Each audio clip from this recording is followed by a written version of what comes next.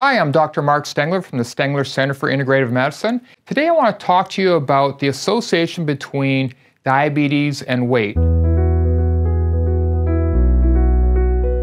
Now obviously most people are aware that if you're overweight, you're at increased risk of diabetes.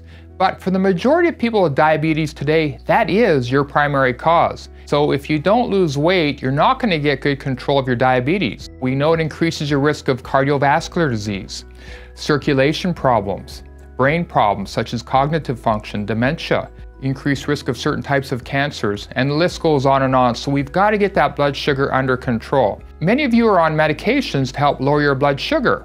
If we could help you lose weight, your need for those medications would decrease, and in some cases you don't need medication at all. The more overweight you are, the more dramatic the results usually you'll get by losing weight. About 80% up to 90% of weight loss comes from diet. Exercise is very important. It can help with weight, it can help with metabolism, it can help you feel good, prevent diseases. But in terms of losing significant weight, it really starts with diet. And so we use different diets with our patients depending on what their testing shows. Some patients do very well on a ketogenic diet. That's a diet that's based on very low carbohydrate, low to moderate protein, although a little bit more on the lower side, and good amounts of good fat in the diet. And for a lot of people, they'll feel full, their blood sugar will come down, and they'll lose weight. Some people, that needs to be adjusted depending on how they're doing. Another diet is the paleo diet or the Paleolithic diet. And it's somewhat similar. It's not as high in fat, certainly high in protein, high in vegetables, and reduced carbs, certainly low on carbs. A diet that's been well studied in terms of the prevention of diabetes is the Mediterranean diet. That can greatly reduce your risk of diabetes. If you're someone out there right now who doesn't have diabetes or it runs in the family, it's a good diet to follow with one modification. You normally still have to decrease the amount of grains in your diet.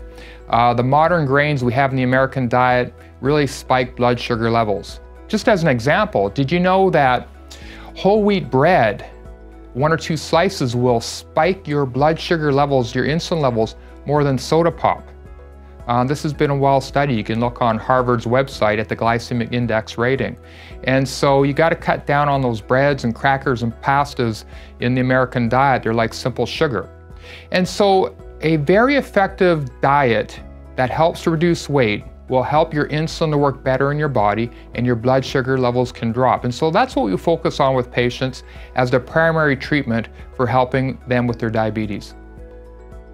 For cutting-edge information on natural and holistic treatments on a wide variety of healthcare topics, and to get my newsletters, visit healthrevelations.com.